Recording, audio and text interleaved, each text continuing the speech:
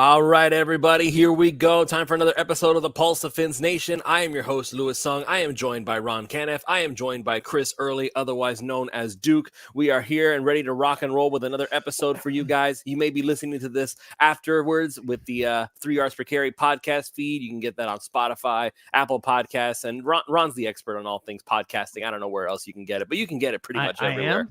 I was just thinking I want an AKA. Like Chris is AKA Duke. I want to be AKA something besides AKA dumbass.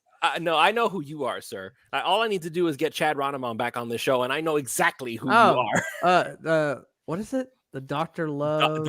Dr. Lovecock. Yeah, Dr. Lovecock. That's you, Mr. I never win a bet with Chad. I don't like that AKA, but I guess I'll roll with it. That you got to win a bet every once in a while, man. Yeah, and so I don't have to be Dr. Lovecock for a week on Twitter. Well, I think that maybe that's why it's like man, I really hope Chad doesn't get back on this show because I'm gonna lose another bet. Yeah, I'm not betting him anymore, man. I could lose everything, but I think I lost them all but one, and there was a bunch of bets. Yeah. Terrible at that. All righty. So we got a lot of stuff to talk about, so we're going to get right into it as soon as we can. Make sure, once again, you're listening to this either here live with us on YouTube or on the 3YPC podcast feed. And also, hey, make sure you go to OnlyFins. It's only $3 a month to get the best Dolphins talk on the NFL, on the internet, I should say. The internet. The internet is a big place, man. All right, let's go ahead and we'll get right into it. But before that, as always, let's go ahead and mention this show is brought to you by our good friends over at PrizePicks.com. Use that promo code 5, that's FIVE, and they will match up to $100 on your initial deposit when you sign up. They give you all sorts of promos that you can take advantage of. The Taco Tuesday promos. Right now, they're going with the 12 days of Picksmas, which basically means all the way up until Christmas. They're giving you special promos that you can take advantage of. There is actually a Kevin Durant free square that is going to go and be available for actual Christmas Day. So make sure you're going to take advantage of that before it expires. So once again, use the promo code 5, that's FIVE, and they will match up to $100 on your initial deposit when you sign up. And also, if you haven't already done so, make sure you're clicking on the links in the description below to be able to get your order of Super Mario RPG or maybe even Super Mario Brothers Wonder. Both games have been getting rave reviews ever since they released. And you know, when the game critics and the game players are actually hand in hand with their reviews, you know that you have something good on your hands. Once again, click the links in the description below to make sure you make your order, and you will get some bonus items for doing so. My Nintendo Store, your best and easiest way to the world of Nintendo.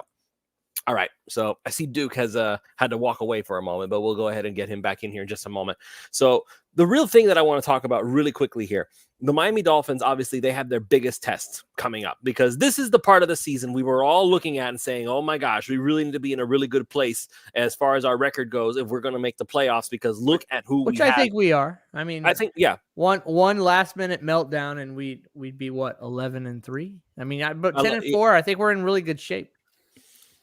And that's the thing about it, though, that kills me is that if you really think about it, you look at the AFC, you look how stacked the AFC is, right? You look at the Kansas City Chiefs, they're still the Chiefs. Patrick Mahomes is still Patrick Mahomes, and he's going to Mahomes all over everybody. But is he, though? Like, I'm sorry, I keep watching that team, and I understand, like, last year they were counted out, then they won the Super Bowl, but they were kind of counted out early, and by halfway through the season, you could tell. Before that, you were like, oh, they're not missing Tyreek at all. They are currently sitting at 9-5. Yeah, no, I get what their record is. I'm not talking about their record. I'm talking about when our eyeballs watch the game, when our eyeballs watch that team. Their defense has regressed this year, and their offense has not gotten any better.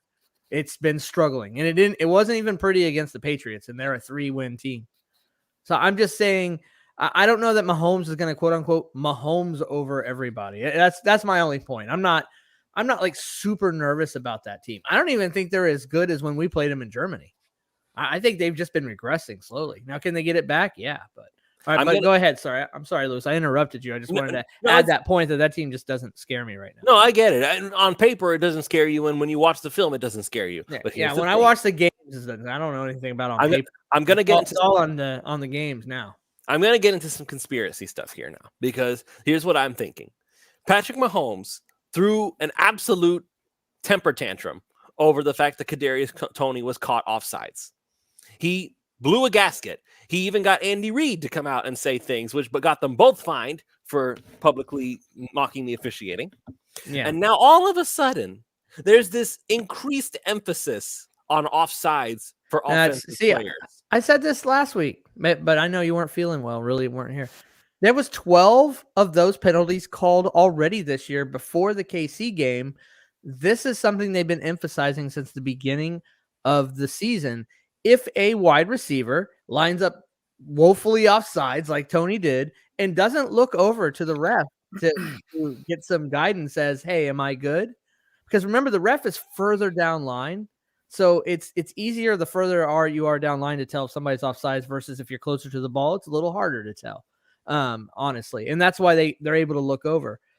Anytime a wide receiver's done that and not looked over like they're supposed to, guess what? They get called offsides. And then Miami, it was the same thing. Robbie Chosen. It was Chosen. He lined up right where Tony was. He never looked at the ref. I think the ref was actually yelling at him. It's like, hey, you're offsides. Yeah, it's not a conspiracy theory. They've been focusing on it all year. When Mahomes says, oh, it's never called. In the past, you're right, it's never called, but this year it's been a focus. All right. Well, I mean, I still feel like there's something there as far as whatever it is that Patrick Mahomes, because this is the thing, the NFL wants Patrick Mahomes in the playoffs. Oh, right? of course. And that they want that that's their golden boy, man. Him and Josh Allen together. They want the Bills in. They want KC in. Absolutely. You're right about that. And they want that rematch. They want the Josh Allen, Patrick Mahomes rematch. Yeah. I mean, there's 3 teams right now that they want in out of the AFC for sure. They want Bills in. They want the Ravens in, and they want KC in, and anyone else that gets in, cool, but they don't really care. They don't see the other teams as big market teams, honestly. And Buffalo's not a big market team, but they're a big draw to eyeballs on the TV, especially because of Josh Allen. Yeah. So all that hero ball, it makes a lot. It makes a lot of people get really excited. But now here we go. We see the Miami Dolphins are in a position. They are currently, 10-4? They're 10-4 right now. 10-4, and control our own destiny. Even control our. If all we have to do is just beat these 3 teams. But that's the question, isn't it? Can they do it? Can they pull it off? And obviously we're thinking about it. It's like, of course they can.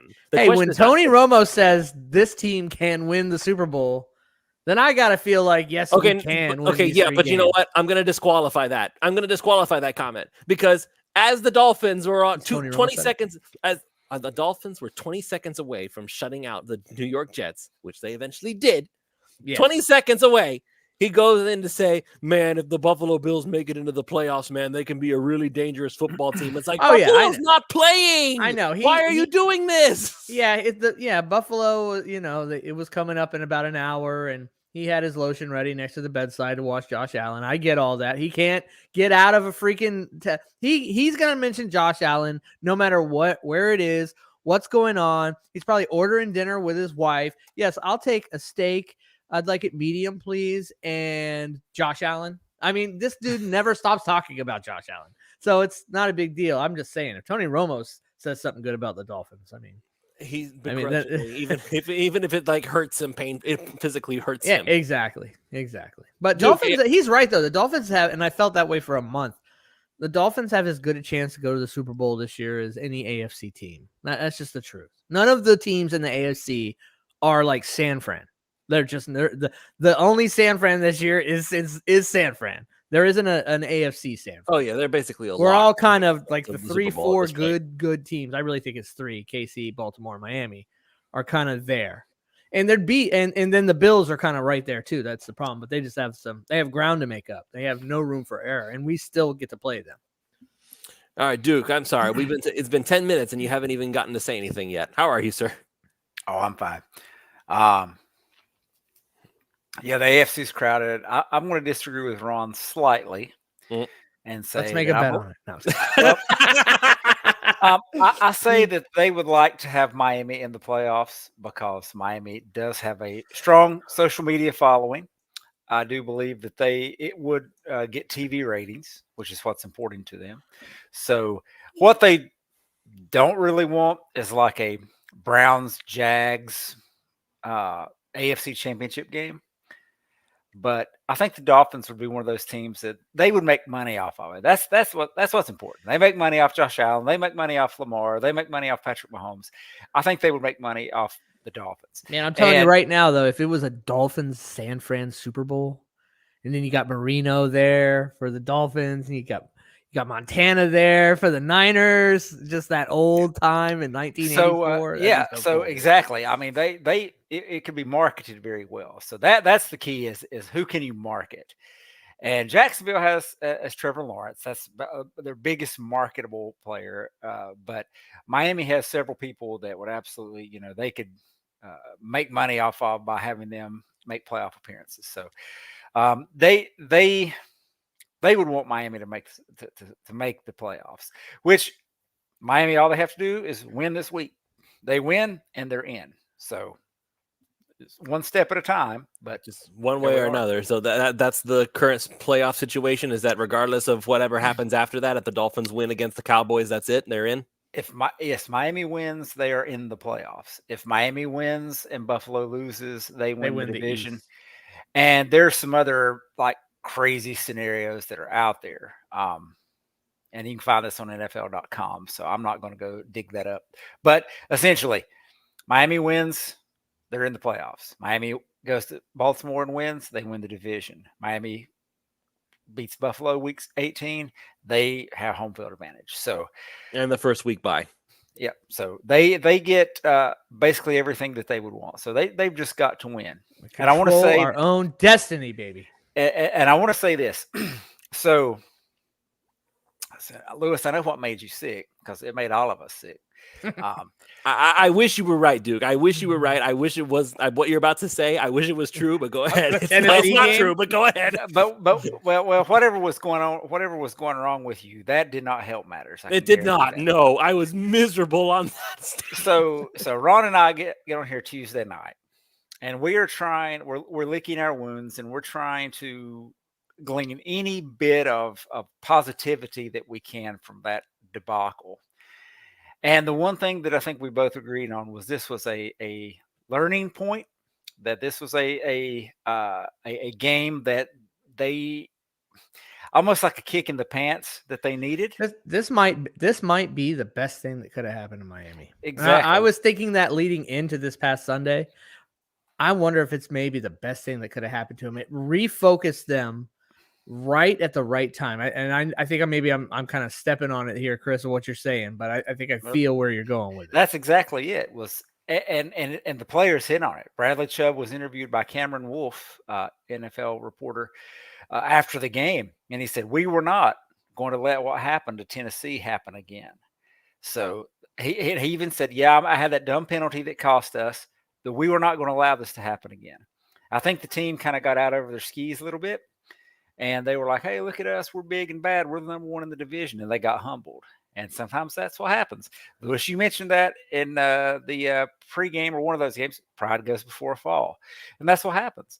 And so I think what we saw Sunday was the defense said, they didn't just say, look, we're not going to allow the Jets to even get in this game. We're not going to allow them to have a chance to come back. We're not even going to allow them to score. And in fact, at halftime, when we all got up to go to the restroom or go to the refrigerator, we gained more yards than the Jets did by doing that. So we had more sacks than they had yards. Yes, at halftime. At halftime.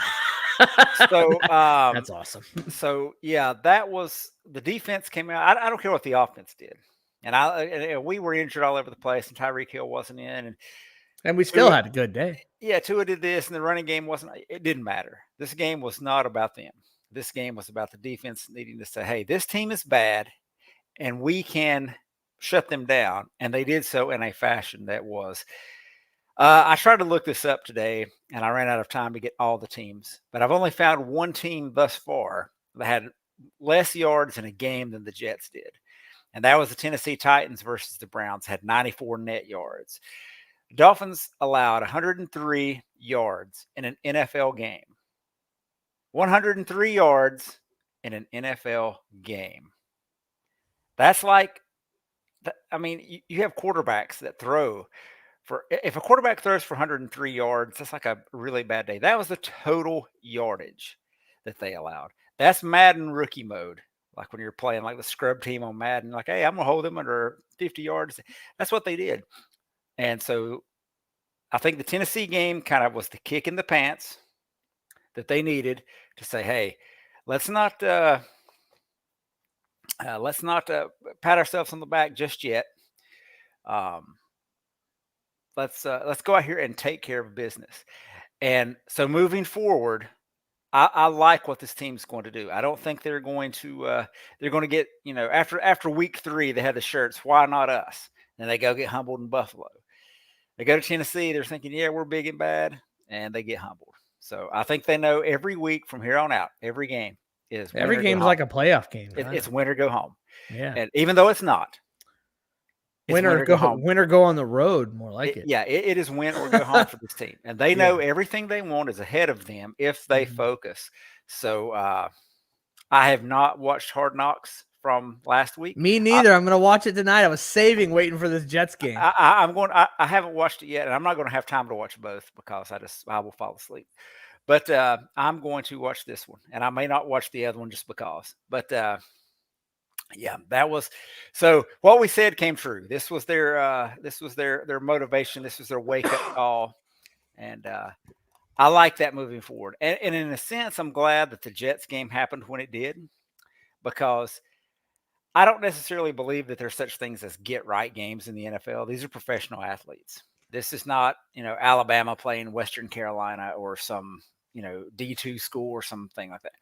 These are all professional people that get paid, and anything can happen on any given day. But I'm glad that they got this team first, because they knew that, hey, this is what we need.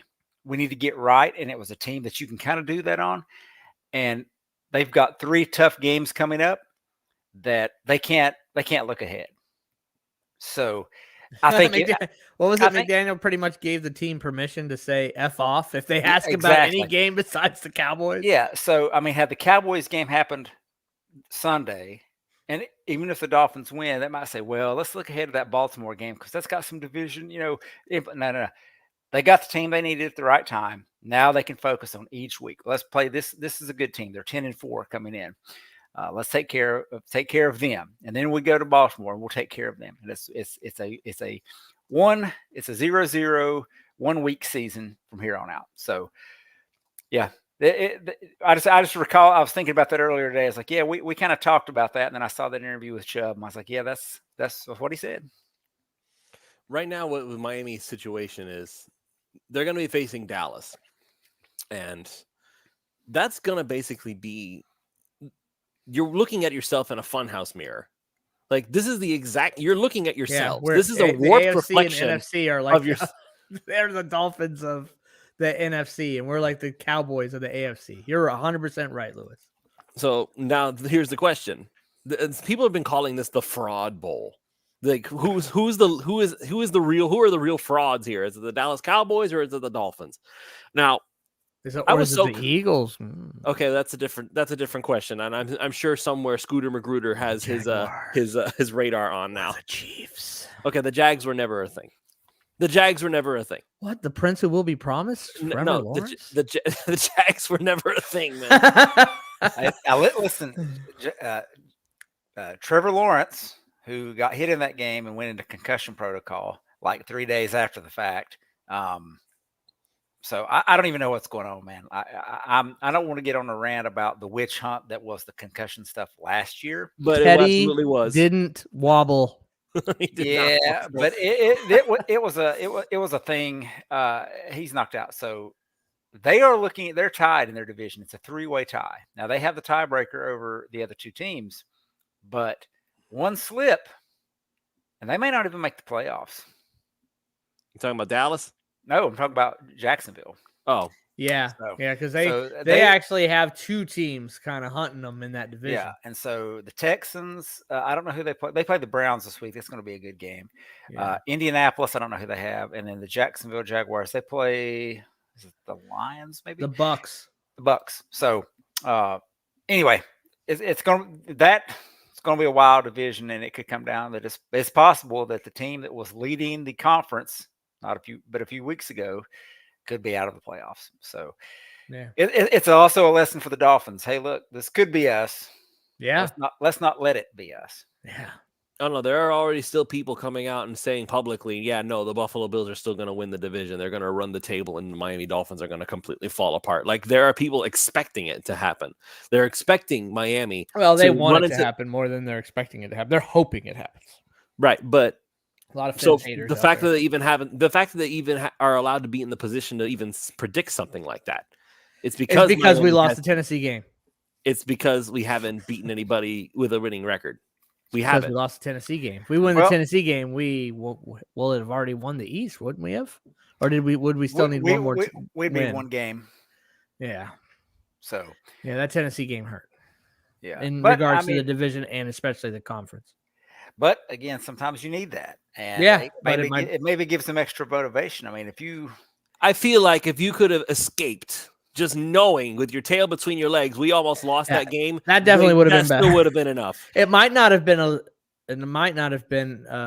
as big of a lesson learned though. When you escape, then you start to feel even more invincible. Like, look how shitty and bad we played, and we still still won. Yeah, maybe they needed to lose. It sucks the way it went down, but we'll see. We've talked about this, and Ron mentioned it last week. That was the game that Miami lost that they shouldn't have, and every top team this year has lost a game they shouldn't have. At least one, and or so more.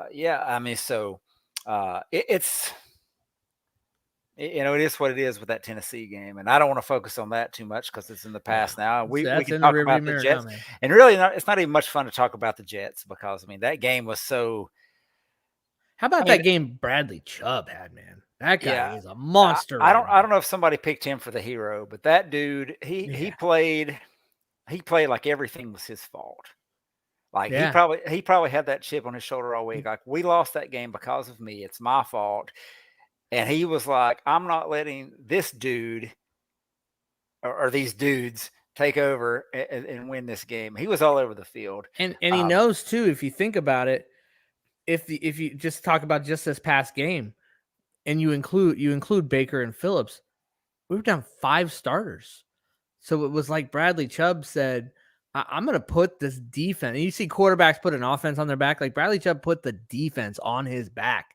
And we're like, watch this. I am going to single-handedly lead this defense to a win, regardless of what happens on the other side of the ball. It was just amazing to watch. It's so exciting because we traded a lot for him and paid him a buttload. So it's great to see him live up to it. Yeah, and I don't remember if it was the pregame or the postgame, but I know we talked about what it meant to put a team on your back. It was definitely postgame. That's an example. We just saw Bradley Chubb say, "Get on my back, boys. We're taking this home." And there's not a lot of defensive players in the league, defensive players that can do that. The list might be, you could count on, maybe one hand, maybe Micah Parsons, maybe. I'd put Jalen Ramsey Watt, in that list, Bosa, especially seeing what he's done with the Dolphins defense since he got here. You could be right too. You could be right. Yeah. So that's good to see, and it's good moving forward. I've read today that Andrew Van Ginkel played most of the game with a broken nose. That's crazy. Ow. Yeah, just go ahead and extend that guy. Just go ahead. We got to, man. Somebody's going to for him this year, right? Chris Greer, you have 1 year deal. Yeah. So, there's not a lot to talk about with this Jets game other than the defense. It was what it was. It was a complete massacre. The defense took care of business. The offense. They scared Zach Wilson. I'm going to bring up a reference for you, for anybody watching the show. If you used to read Bill Simmons on ESPN.com years and years ago, he had an article. I don't even remember what it's called now, but he would write, and he would always mention that Belichick and the Patriots would have what they called a Milton Berle game. I'm going to let you look that up. You can look all that up on your own. I'm not bringing it up, but I think this was the Dolphins Milton Berle game. So, the offense did what it needed to do. Tua was sharp where he needed to be sharp. Jalen Waddle stepped up big time. He's 30, 40 yards away from a 1,000-yard season. So, Raheem Mostert got the record.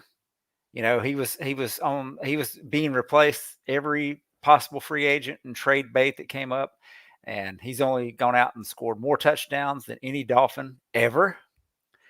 So I want to mention, I love how Mike McDaniel basically not so low key called out everybody for their crap talk about how the Dolphins are interested in this player and this player and this player. He basically said, you guys, made that sound like it was real. We were never interested in any of these guys. Like, you guys were interested in these guys and projected it onto us somehow. Oh, that happens all the time. Like the media gets out there and just starts murmuring, and a bunch of people start murmuring, and then suddenly it means the Dolphins are interested in this player or that player, or want to trade this player or that player, when they truly had zero interest whatsoever. There was never a discussion had. That happens to every team all the time. Mm-hmm. But I'm just glad I stayed on the Mostert train. I'm gonna add another thing I want to talk about this game before we move on to the Dallas game, and that is the job that McDaniel has been doing the last 3-4 weeks in the short yardage stuff, specifically 3rd and 4th down. He seems to have found some kind of confidence there in getting the, even like the one touchdown, it took 3 tries, but and then he ran it all 3 times. I think it was Mostert's first touchdown. He was going to run. It was 3rd and goal at the 1, and they ran it all 3 times. And honestly, maybe Chris, you were about to say this. He was probably going to run it for the 4th down too if they didn't get the 3rd down. That was a 4 down running situation. Yeah, I love it. I love it. They're doing better. There were some plays toward the end of the game that he threw in those situations, but for the most part, it was run. I don't have a problem with you throwing, but if you notice when he's throwing, they're not doing anything weird, fancy, crazy, except for, they always have the window dressing with the motion. That's every play, regardless of what the play is going to be, or just about. But it was like simple up and ins, things like that, like little crossers, just quick little crosser, or you spread out and you have one guy that, ends up on a linebacker. You throw him the ball real quick. Nothing fancy, nothing crazy, nothing hard, nothing 25 yards down the field. So I don't have a problem with you throwing. Please throw the fade route into the end zone, into the sun. I don't want that play anymore. Miami doesn't have good, works with necessarily. They don't really have great fade receivers. They do have one. They don't want to use him. You're talking about Claypool. He's tall. He's 6'3" and he knows how to jump. Can you jump? Go up and get it. But he clearly hasn't, like, quote unquote, grasped the offense yet enough you to don't put him need on the much, field enough. Ron. You don't need that much to grasp. Okay, well, here's the thing: if you put Claypool in, and he hasn't been in all game, and you stick him in at like a 3rd and 1 on the outside, pretty much might as well just go over to the other coach and say, "Hey, we're gonna throw a fade to Claypool on this game." And you gotta have him worked into the game for it to all make sense. And that's where not having like a receiving threat tight end hurts, because if you had a guy where we miss Gesicki. So. You miss Gesicki on those, because it's like he's a jump ball specialist. And maybe you can add Julian Hill in there. You can work him in as he develops. Do we need Devontae Parker back? I'm just kidding. He was terrible at catching those anyway. Yeah. And Tannehill just sucked at throwing them too. Yeah, that was not his thing. Oh God, no, that was not. People think Tua can't throw a fade. Tua can throw a fade, bro. Ryan Tannehill cannot throw the corner fade in the end zone. Never. Throw it too. Well, the play that they threw was a 3rd and goal, and it was to Jeff Wilson, and he got mugged. Cedric or Jeff? No, it was Jeff Wilson, because it's out of the backfield. Yeah, and he got mugged, but they've not called that not called that for the Dolphins all year. They're not going to start now. So it was what it was. You take the points. It was good there, but yeah, I'm glad to see that he got in there. And I want to mention, Junior, who was on the post game show, Junior from Inside Leverage. He mentioned that the thing against Mostert was his health. He's never had a full season being fully healthy until last year, and thus far he has been. So that was the only knock against him, and I'm glad they're still doing the committee with him. But again, 18 rushing touchdowns. No Dolphin has ever done that. 20 total touchdowns. No Dolphin has ever done that. Not bad for a guy that was undrafted. Had one stint with the Dolphins years ago. I think he had one return, and then he got cut like the following week. So he's a great story. In general for the NFL, not just for Miami. Great story. I watched the mic'd up that he did for week 2 in the Patriots. And if you listen to the way he was talking, I said, You're not supposed to be here. You can't play. You're not big enough. You're not strong enough. He was talking to himself, getting himself pumped up. I was like, I love a good story like that. And the fact that I don't know how many they named for all pro teams for first team, but he's getting a vote. it's going to be hard to beat out McCaffrey if they only allow one, but he's getting a vote. He's definitely second team, if nothing else. So, again, not bad for a guy that was written off as just a guy or a platoon guy or whatever else. So, man, I'd love to meet him and just talk to him because he seems like a genuinely interesting guy. Yeah. Try to get it on the podcast. All right. So the challenge Miami faces now, obviously Dallas is first up on the docket. After that is Baltimore in Baltimore. These games, man, these are going to be nail biters the entire way through. I really believe that. Well, we're only going to focus on Dallas for now. And what I don't love, what makes me nervous about this game is it sucks facing good teams when they just got beat, especially when they got pummeled. That was the other thing. Every time that's what the Jets just went through on the other side of it. Yeah, shit, we got to play Miami now. They're pissed off about the Tennessee game, and then we go out and shellac them 30-0. That's what you're supposed to do. But on our end, it's like every single time we faced off against a good team, it was they just took an L they shouldn't have. Yes, exactly. Bro. Yes, I know. I thought about that too. But this is also the first good team we've got to play at home. Remember, our other 3 losses against good teams were all on the road. So we finally get to play good. Dallas is not a good road game. Dallas doesn't have as good a running defense as you would think. They're like 11th. Oh, no. Their pass defense is where it's at, but they do that mostly with a really good pass rush. Did you watch that game where the Bills and the Cowboys? Oh, yes, I did. James Cook ran all over them. So what Dan Quinn's likely to do is he's going to try and over adjust probably because number one, they're struggling to face the stop the run, and they're now facing the number 1 running team in Miami. I think he's going to really try and stuff the run. And this, I know this sounds crazy. He's going to make us go against their strength, but beat them with the pass. I think he's really going to try and stuff the run. And this has got to be a Tua Tyreek game. That's just my opinion of what I think Dan Quinn's going to do to adjust for what just happened. And they got quote unquote cooked. And I think that he's really going to try and adjust for that, especially playing the number 1 running offense in the NFL. I don't know how you see it, Duke, but that's kind of how I see it. Yeah. And I'll let you guys handle the offensive side of this. I want to look at the defensive side. Dallas Cowboys are averaging 30 points a game or a little over 30 points a game. They are second behind the Dolphins. But on the road, the Cowboys are averaging a little over 21 points a game. And that also includes 2 games against the Giants where they shellacked the Giants 40-0 week 1, and they beat the Carolina Panthers on the road. Against non-terrible teams on the road, they've averaged 15.8 points per game. So Miami's defense has slowly gotten into a top 10 range. They are top 10 in most every major defensive category that you can think of. And even top 5 in some. Yeah, I mean, they're number 1 they're 2 in sacks. They're number 1 in quarterback hits, number 1 in quarterback hit percentage. They're like number 1 or 2 in sack percentage. So number 1 in pressures. Yeah, so they're way up there in that kind of stuff. Their pass defense is top 10, run defense is top 10.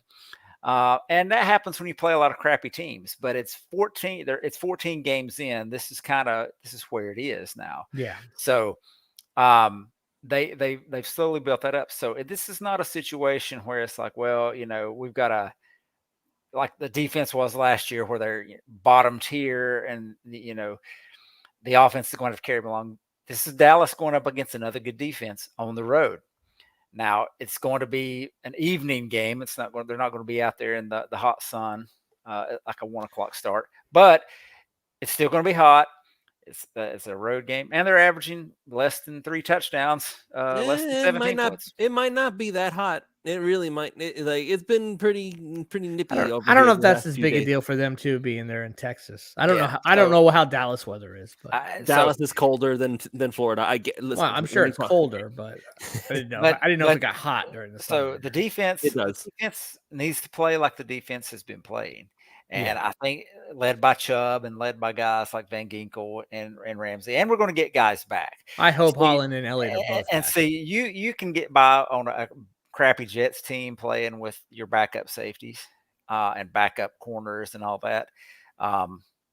Heck, even Ethan Bonner got called up off the practice squad and got a PBU. So they really like him, by the way. Good He's for like him. He's like a future guy for Miami. Yeah. He has the right thing. And was he? Did not Tyreek say he was like one of the fastest guys? He's like the second fastest guy. Because they were talking to Tyreek, and Tyreek said something about he was talking about all the fast guys on the team with obviously Achane, Mostert himself. He goes, and there's this guy Bonner on the practice squad, man. He's real fast too. Like he had mentioned him several weeks ago. And so he may get the call up again because Cam Smith is hurt, got his hamstring hurt. So he'll be there for special teams. Doing what? Like, exactly, right? Like we were running too fast to lunch. We were hyped up so much about Cam Smith. Is this just like a Fangio thing where he just likes veterans better? I don't know, man. It just feels there's communication within the defense, and I think it takes a while. And you notice that a lot. It's worked better later in the season. So he's just, he's got guys ahead of him, and it is what it is. I think Fangio is just going to kind of lean on the guys he knows at this point. But the defense is going to have to step up this week. They've got a tough task. But if you get Holland back and you get Elliott back, knowing now that Brandon Jones and Elijah Campbell can do well if needed to be, and hopefully you'll get X back. You get all those guys back. This defense can do what Buffalo did, can do what San Francisco did to the Cowboys and shut them down. Those two teams allowed 10 points each to the Cowboys. And I mentioned this on the FinsUp today as I was chatting. I said, it sucks that as Dolphins fans, we're kind of used to the bad. We've been so beat down and we're so jaded. It's like our defense is good enough. This should be a 31-10 kind of game for the Dolphins. Like we should expect to win 31-10, 38-10. We might do that, but do we expect that? No, that's not going to be my score prediction. No, it's like you said, it's expected to be a nail biter. So what I'm expecting to see and what I think will happen versus what I really want to see are two different things. And that's what I want to see. I want to see the Dolphins come out and win 38-10 because that's how good their offense is. That's how good the defense has been. Dallas is scoring against good teams, against regular teams, less than 16 points a game on the road. If you come in and they score and you win this thing 42-39 or something, it's great. But you need to be better than that. So I think the defense knows what they need to do. I think that Tennessee game was a wake-up call. And I think they said, look, we're not going to allow the Jets. We know they're bad. We're going to show you how bad they are. And I think they're going to step up against the Cowboys and say, hey, we can shut these guys down. We're not going to let them score a lot of points on us, even though they've got the second best scoring team in the league. Isn't Dallas's defense here? And I wish even if somebody from the listening audience would chime in on this. For some reason, I recall maybe CK on the 3 yards per carry podcast mentioning about the rest of the defenses we would face going forward. And this was probably a little bit before halfway season mark. We're going to be more the 2-shell, 2 high safety kind of situation, except for Dallas. That Dallas was a little bit more like a defense that Tua plays really well against. I'm not sure if I have that correct because I'm not really super knowledgeable about the kind of defense that Dallas plays. I just recall maybe CK mentioning something about that, but I might be wrong. I will say this real quick, then I'll let you go, Duke, is that Dallas currently, according to Pro Football Reference, they are listed as the number 5 overall defense in the NFL, and this is based on how many points they've allowed all season long. Yeah. All right, yeah. Duke. So as far as their defense, their defensive coordinator is Dan Quinn, who comes from the I was actually looking that up today, as a matter of fact. It comes from the Pete Carroll, Monty Kiffin, kind of that Tampa 2, cover 3 looks that you're going to see. So I don't know. I've not watched any Cowboy games, so don't hold me to this. But I would expect that we're going to see some zone, more zone heavy, not quite Fangio style, but we're going to see some zone concepts, which is where Tua and Reek and Waddle they're going to eat. So I know that Malik Hooker was out last week and I don't know if he'll play this week, so that's a loss for them. One of their starting defensive tackles is out. So, I don't want to get into the offensive line yet. That's going to be a concern, especially if a guy like Jackson can't play. And their pass rush is going to do what a pass rush does. But this should be a game where we see, especially if they overcommit to the run, that middle of the field is going to be open. We're going to see some stuff in those zone areas where we're going to get some yak. Yeah, I anticipate they're going to commit to the run. I also anticipate Miami to try and really zoom up again, like they have in some games, how quickly they're getting rid of the ball to try and compensate against their pass rush, especially Micah Parsons. So that should be interesting to see what all that looks like. You might be right, Chris. The more I think about this game, the more I'm kind of widening my score prediction that'll be coming here in another 15 minutes or whatever. I'm just kind of, the more we talk about it and think about it, the less nervous I'm getting about this game. I could be a false sense of security, but again, it all hinges really on health and who is available. If we play with the skeleton crew that we played with against the Jets, it will not be a pretty game. It's just, I agree. The Jets are that bad, and you can get by with it. You're not going to get by with that against a good team like Dallas. I don't care what people say, who they've beaten or what they've done. They're too talented to go out there with that would be tough. Yeah. Just mentioning real quick, Alfredo Arteaga is in the chat talking about how apparently Dallas is the worst defense in the NFL versus motion, and they love to play man on third down. Also, the book is out on Micah Parsons. You stop him by not blocking him. Okay, I think you just let him go. That means you send the play away on the other side, or you get rid of the ball fast. Or you throw behind him like you're treating it like a blitz. Yeah, I was gonna say is like I wish Alf would pop on real quick and just kind of explain how that works. Like how do you not block one of the most dangerous pass rushers in the NFL? Can you bring up his first comment again? Dallas the worst defensive versus motion. Well, I'm not getting groundbreaking information here. Dolphins do a lot of motion, and they love to play man on third down. Well, you may or may not know, if you're a Dolphins fan, you probably know that Tua might be the best quarterback in the NFL versus man. So that if that's the way that the Dallas intends to try and stop Miami, it could be an interesting day for the Dallas defense. Yeah. So what'll happen there is you're going to get some shot plays. If they're expecting man and Tua reads man, you're going to get those 60-yard touchdown throws to Jalen Waddle that we saw, because we have guys that can beat man. You don't have to scheme that; they're just going to beat man. So it's going to be an interesting matchup. I'm getting excited. Duke, man, I came on this show so nervous about this game, man. You got me pumped. I think I'm going to lay $3,000 on the Dolphins if I lose. Do not do that. No, don't do that. No. Do not do that. If you must gamble, go to PricePicks.com. What is promo code 5? Yeah. At least pick some players for $10. Maybe I won't pay $3,000. Maybe $10. Is that better? Better. What is the spread of this game? Does anybody know? The last I saw was 4. 4 for Dallas? 4 for Miami. Like Miami's getting 4? Or I don't giving know 4? I don't know what the Miami is favored by 4? They're favored by 4. Holy crap. That surprises me. But keep in mind, like home field advantage automatically gives them 3. I think that's how it works. That's not a definite. I think a lot of times it depends on the home field advantage, but the average, it's usually 3. But even, it just surprises me. Hold on. Mr.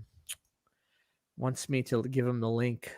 So I'm going to do that. We got 15 minutes left if we're going to make the hour mark. So he's got to go quick.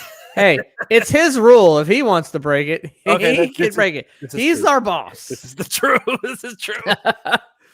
Speaking of comments, Jeffrey is asking, are we happy to get to 11 wins and make the playoffs, whether we're AFC East champs or not, and call the season a success if we win one playoff game? Yes and no. It'll be successful in the sense that we've not won a playoff game in a million years, and win 11 games. The last time we won 11 games, we won the division. So that would make it successful. However, I think this team is capable of more. The offense is a top 5 offense. The defense is getting there. We said before the season started, if we have a top 5 defense and a top 5 offense, that's a Super Bowl team. So, I mean, baby steps and all, but I think this, if they got in, let's say they make it to the AFC Championship game and they lost there, that would hurt. But you can kind of say, all right, well, we made it that far. I would consider it a successful season considering we haven't sniffed it since the 90s. Yeah, so if you make it to the wild card round, beat the Texans or somebody, and then you go to the second round and get slaughtered, is it really that successful?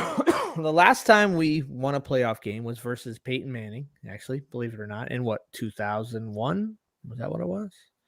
2000 or 2001? And Ricky Williams. Yeah, that year. And our sick defense. And then the next week we got smashed by the Raiders. And that's like the last time we even won a playoff game. So yeah, going to the AFC Championship game, and I won't say that was the ultimate goal I have and hope for the team, and I'm sure not for the players, but man, I would absolutely consider that a successful season and be happy with it. The last time the Dolphins went to the AFC Championship game? I'm going to say 94. They played Buffalo. They lost. Yeah, it's 93 or 94. I can't remember. Yeah, it was the 92 season into 93 or 93 season into 94. But either way, it's been 30 years. Yeah. The line, according to ESPN, my app is Miami minus 1.5. Yep. And here's Alfredo Arteaga. All right, sir. So we're gonna try to keep under your hour rule. So let's hear it. Oh, you could always go over. I was under the impression the shows always had to be under an hour to get the audio for the podcast. If they're under an hour, they usually do much better as far as downloads. But if you want to go for 10 hours straight, you could do that too if you want. So it's not so much a rule as it is a guideline. Yeah, because you don't get more download. Because I thought about this. Okay, let's do an 8-hour podcast, and that way people have to keep turning us off and then turning us on back. It's just one download, though. Yeah, it's just one download. So you would think, okay, maybe we get 100 downloads from one guy, but you don't. It does not work that way. Let's break the show into 6 10-minute shows. And welcome to part 6 of the 3 part 6, episode 81. Yeah, so it doesn't season 4. So you don't get the benefit of any of that stuff. Okay. So but it's always nice to just stay right there under an hour because people tend to tune in more. Fair enough. If they see an hour. So I asked for you to pop in to kind of give some extra clarity on the comment that you had made about how the Cowboys are one of the worst teams against the motion, and also don't block Micah Parsons. That one kind of has me raising an eyebrow a little bit. Well, it's what's been successful against the Cowboys. First of all, as far as motion, they're the worst team based on EPA against motion in the NFL, and it's evident by what's happened to them every time they play a Shanahan-based offense. So that would tell me that they have a communication issue. It also means that they play a lot of man.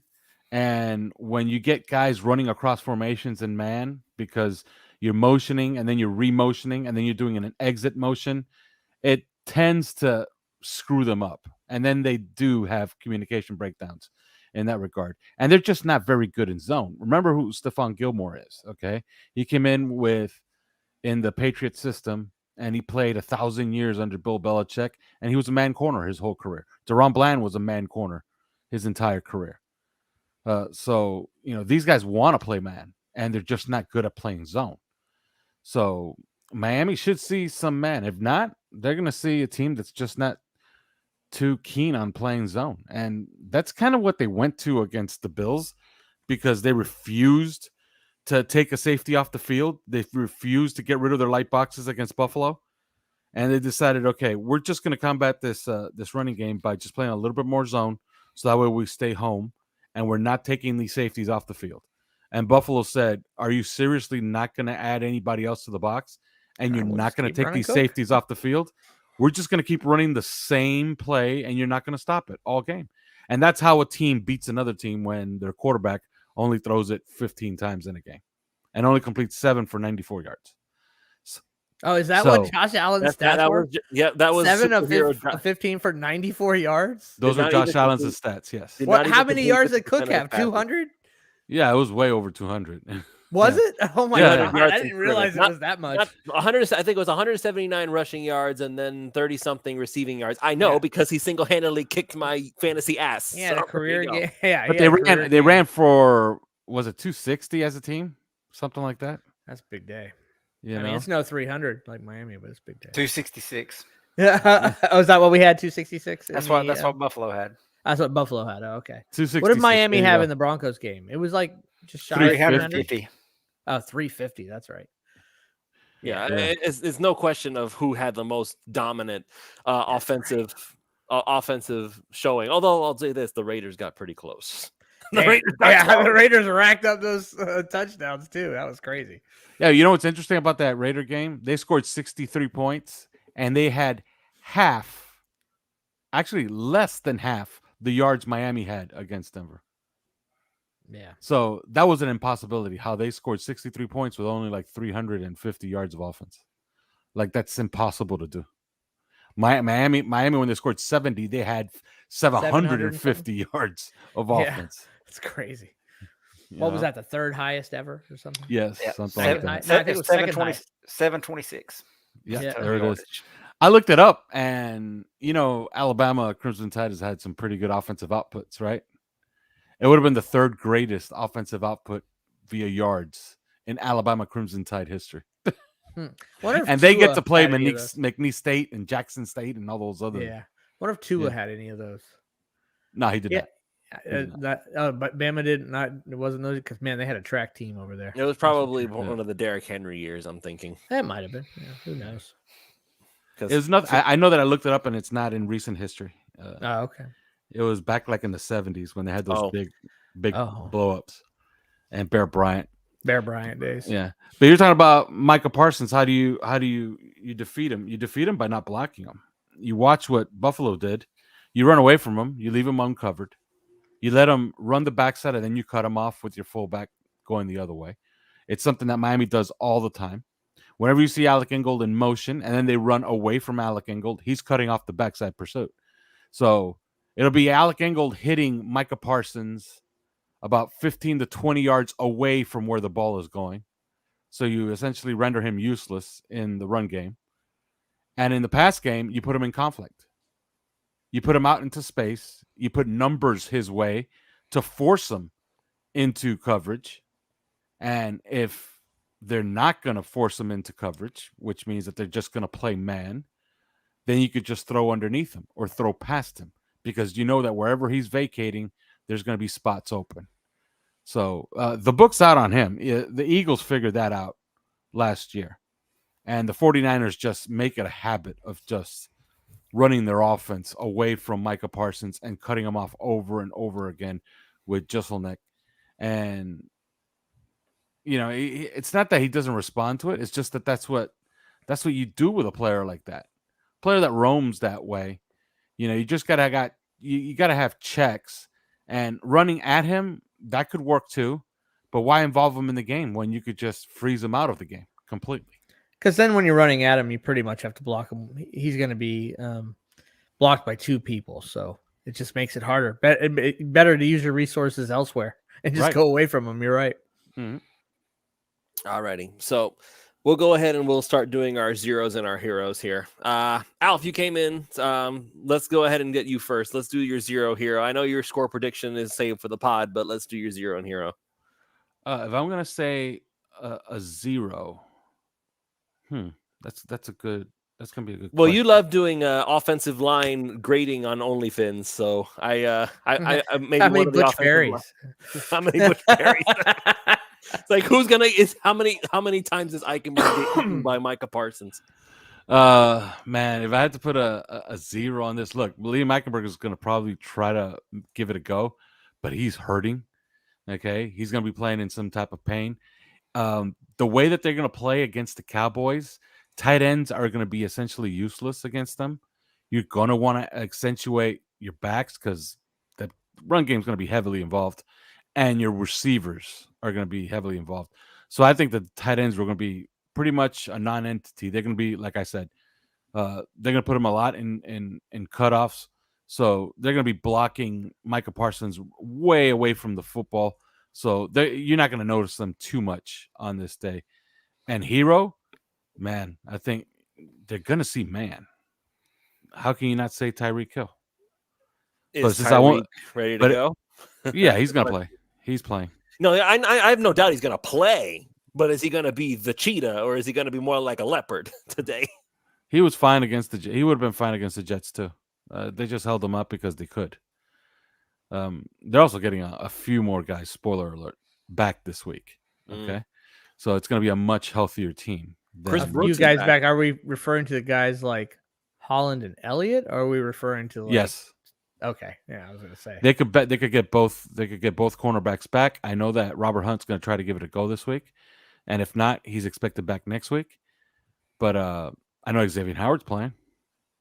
I heard that Jalen Phillips has been doing mushrooms in a dark cave, and he'll be back in 2 weeks. That'd be awesome if you did, right? I know, right? Yeah. But Hero, I'm going to go off the board and going to say, you know what? Somebody has to throw it to these guys. I think Tua's going to cut that defense up. That defense is just tailor-made for Tua. It's what they do. It's what they will want to do. And it'll be to their detriment. If they can give Tua enough time to settle down in the pocket, then I absolutely can believe that. He doesn't need time. He threw at 2 minutes and 2 seconds against the Jets. And the Jets have a much better and much more difficult defense to solve than the Dallas Cowboys. Now, let's talk about that for a second. I mean, the Jets are a good defense. Like, we can't deny. They're the number really 2. Defense. How the heck, man? Miami carved them up both times, man. Because when you have no offense and you can't function on offense, and you are literally, but not every team carved them up like that.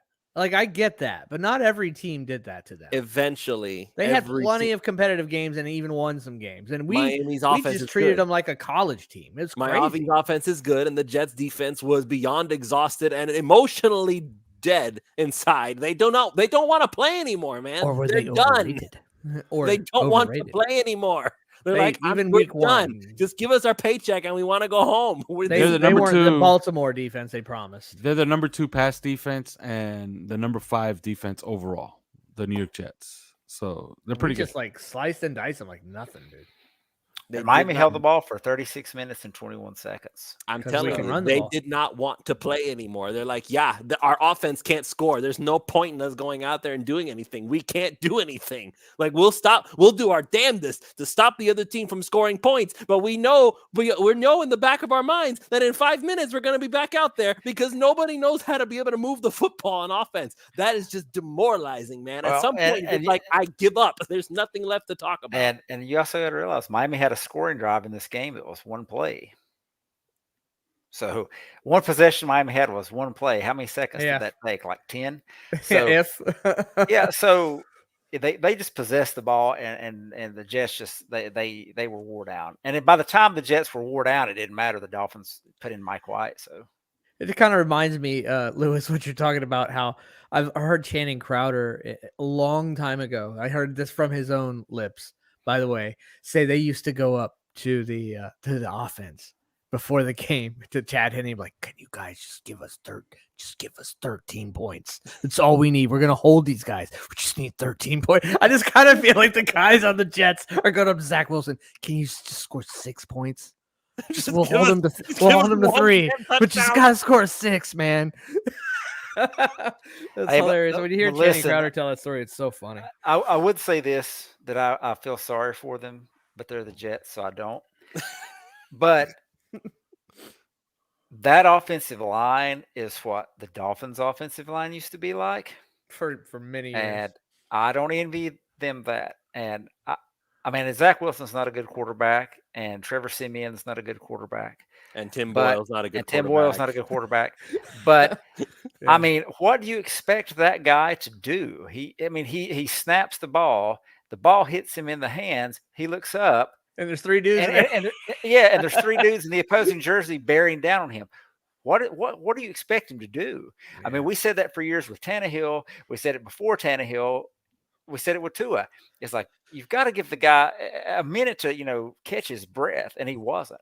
And you can chalk that up to their bad offensive line. You can chalk that up to Bradley Chubb just saying, hey, I'm taking this game over. One time they had a false start. I remember this. This is my favorite play of the entire game. Their right guard was a practice squad call up or a free agent right off the street, just how he was. He false started. He started early, and Christian Wilkins still beat him.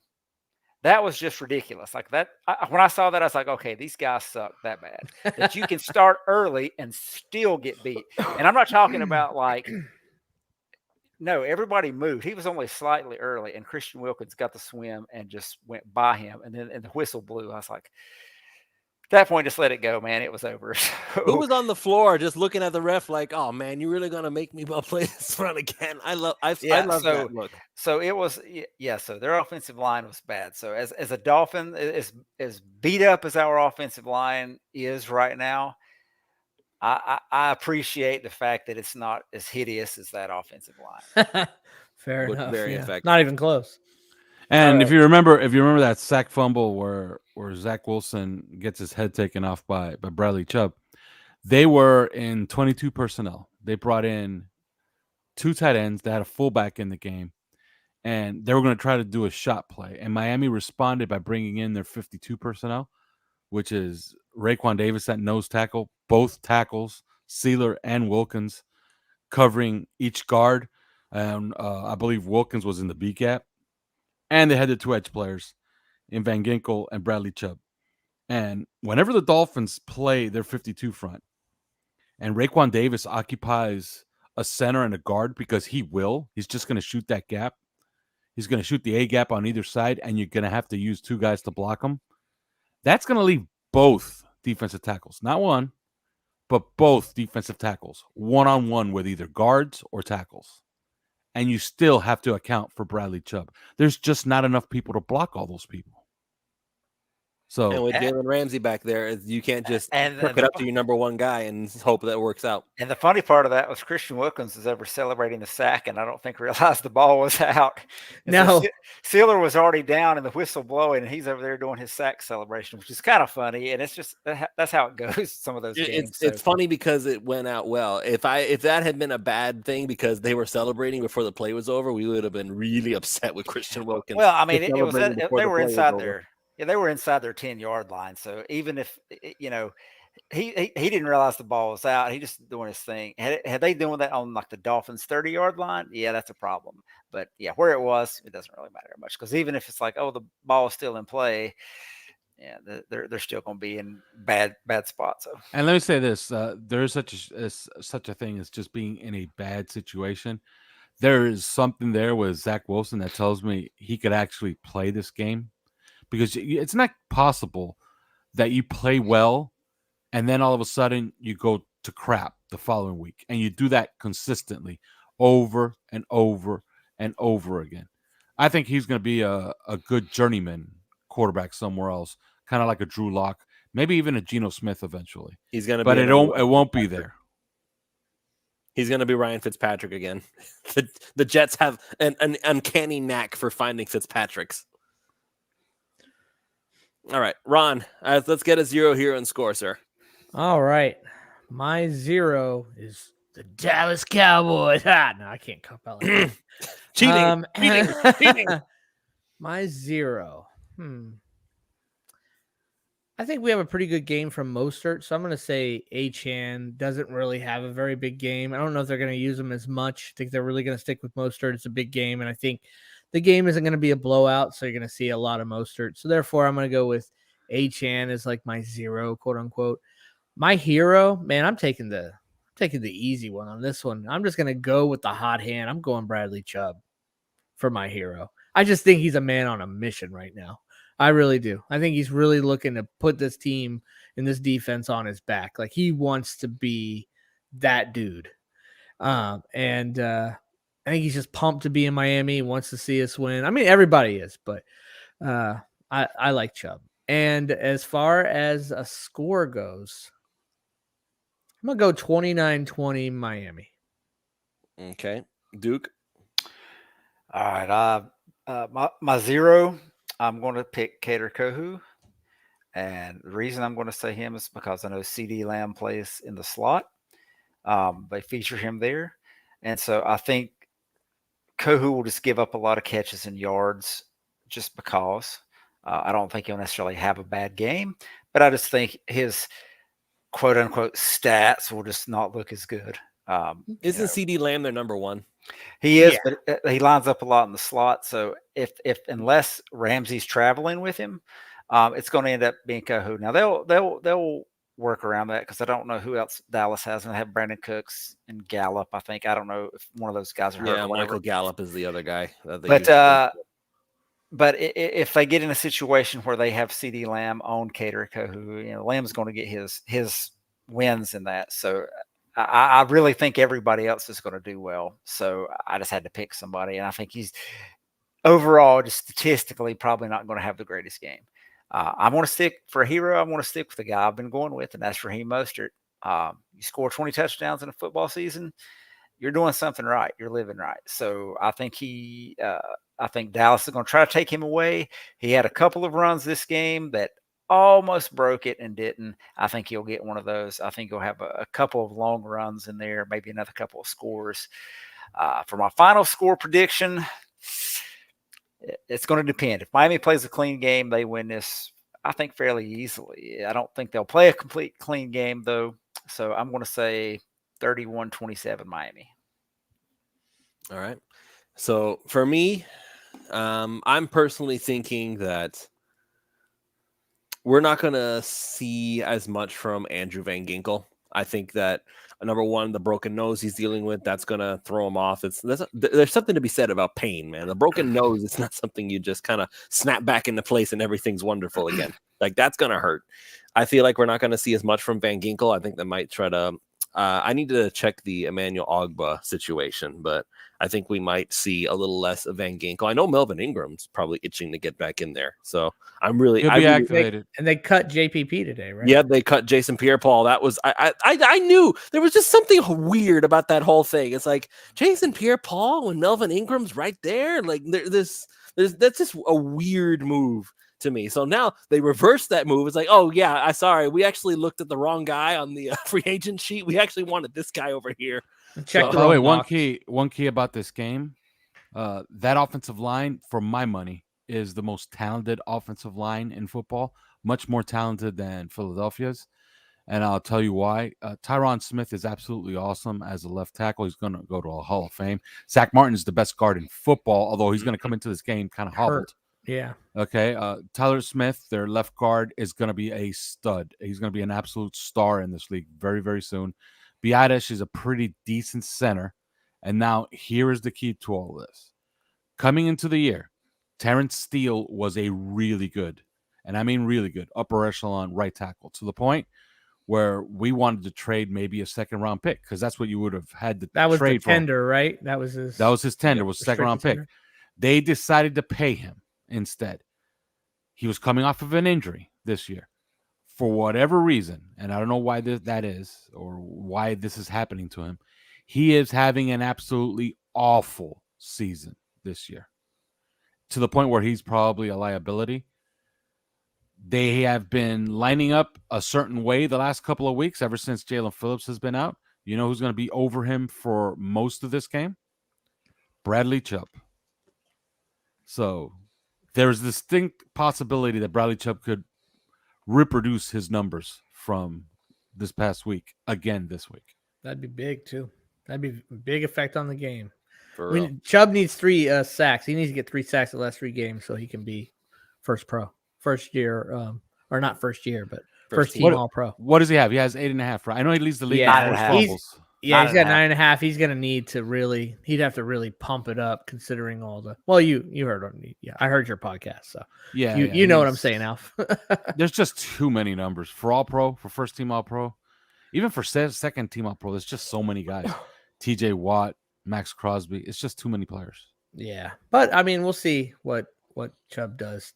These last 3 games. But the key is the team. The team is really good, and he has 14.5 sacks. They can't ignore that. Yeah.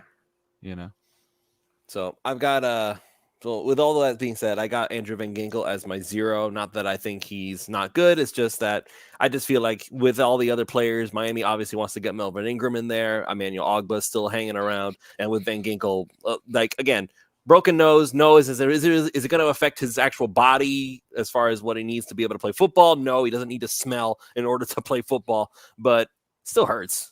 It's going to mess with you at least a little bit. So I'm going to say Bank Ankle's my 0.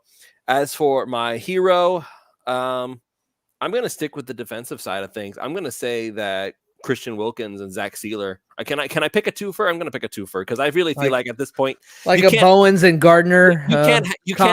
You can't have one without the other at this point. Christian Wilkins and Zach Sealer together. I believe this with all my heart and soul. They are the best defensive tackle tandem in the NFL. The best. I think you might be right. It's possible. Like, they're not. Neither of them alone are the best dude in football. That's still Aaron together. Donald. They might be the best. Together, nobody can stop them. Nobody. One of them is gonna get by. If you don't stop Wilkins, then you're either gonna stop Sealer or you're gonna stop Wilkins. You can't stop them both. They are going to get by you.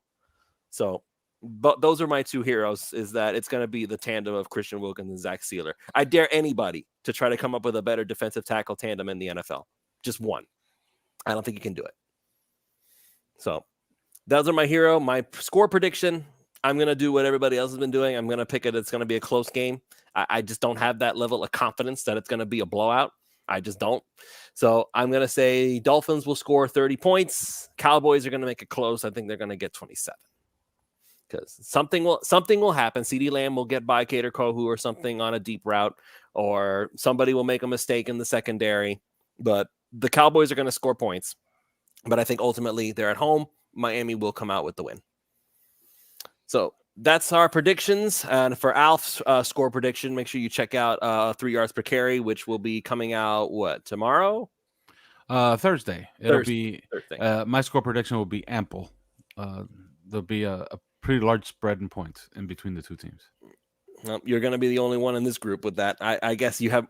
I'll very important. Look, one very important matchup. I don't know if you got to it anytime during the show, but Jake Ferguson, their tight end, is an absolute beast. And if they get into a rhythm throwing to him, he's a problem. That's why Miami needs Javon Holland for this game, because if Holland is active, that's who he's going to be on the entire game. I hope his knees aren't creaking too much. So we'll go ahead and we'll see how that goes. So thank you all so much for listening. We really appreciate the extra time that you've spent with us. Went a little longer than usual, but that, then there's stuff. We had permission from Dad. Yeah, we had permission. All right.